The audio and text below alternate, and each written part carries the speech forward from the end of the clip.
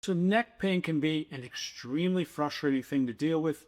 It just can be constantly nagging, or you constantly pull it out on the left side or the right side. And I'm sure you've been told do your stretches, one side versus the other, or pull it down, push back this way into a band. In most cases, it's going to do very little to fix it. Really, the key to fixing most neck pain is strengthening the weaker side, and usually that's the non-dominant side. So if you swing, if you play golf or tennis on this side your whole life, or you're typing on a computer and you're mostly doing everything with your right hand, what generally happens is the right side of the neck gets extremely built up and the left side gets very deficient and weak. And obviously the opposite would be if you're a left-handed athlete. And this is what would frequently happen to me. I'd be constantly pulling my neck out on my left and my right side through my early 20s to late 30s. I wake up from sleeping and I slept on the wrong side for too long, the neck would pull out. Or playing tennis or golf, neck would pull out, or neck pain, just constant neck pain. And it wasn't until I really discovered training the weaker side of the neck and how to do that properly that all these issues started going away. Now, it's important to keep in mind that upper trap, when you have pain like through here, and it's mostly through here and it shoots up into your neck, that could be more of a shoulder issue and a wing and scap issue. We still want to address what we're going to show you in the video, but you also have to really fix the tightness in the trap. You have to do something like the shoulder program we have, get the shoulder to anchor properly, and then that takes the pressure off of the trap. But just for general neck pain and neck pulls, this is a great start point. Make sure when you're doing this, you're only doing one side of your neck. Don't do both sides of it. And I want you to test it. Generally, if you're right-handed, it's going to be the left side of your neck that's weak. So you really only want to be working this left side. Then go over it and try the right side and feel how much stronger it is. You also might notice that it's like tighter and it feels like it kind of wants to pull on that side and it gets more irritated. Why? Because that's the strength. You always get hurt at the strength, not the weakness. So that side might be a little crunchy. Just keep that in mind. This is a weight. We're not going to start with weight. You're just going to turn on your side. You're going to face your head towards the sky. It's going to have a little bit of an angle this way. It's not going to be completely towards the wall. Just a little angle. Gently put your head here and just go up and down slowly and try to feel this part of your neck working right here. The sternocleidomastoid, okay? Focus on that part right there. So here, just up, just gentle.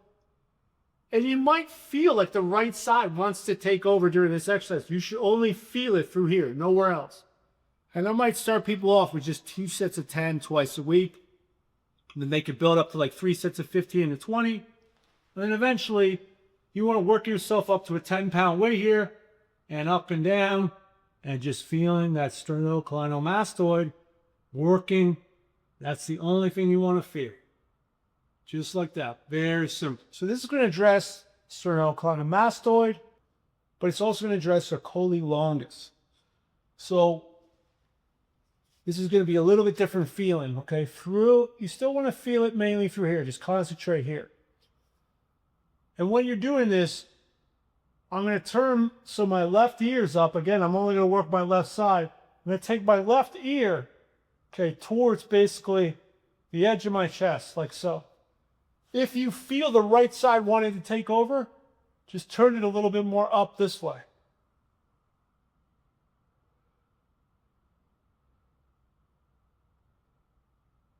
Okay, as you get better at it, you'll turn your head a little bit more over to the right as you come up and down.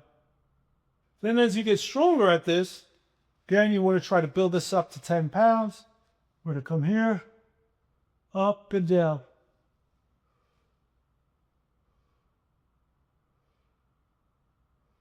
If I were to do these exercises more than twice a week, that's all you're going to need to do. And start out with just 2 sets of 12 to 15 so you know it's not going to irritate your neck.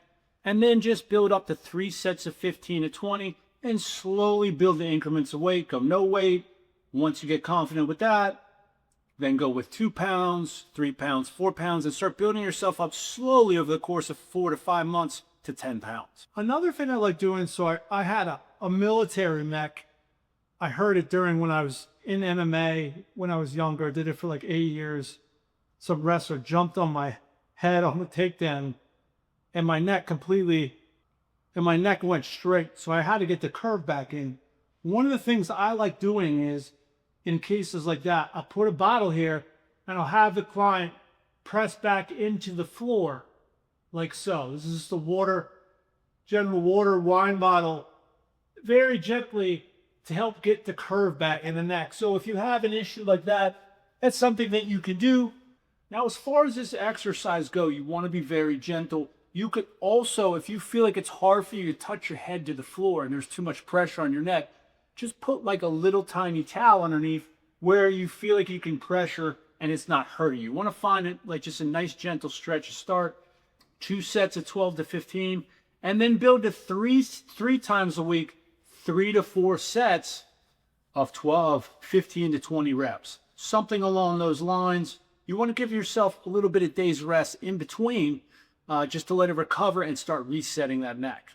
Leave some comments down below and let us know how these neck exercises went for you and which side did you feel weakest on, the non-dominant side that we talked about. So let us know in the comments, and please also like and subscribe, and I hope you enjoyed this video.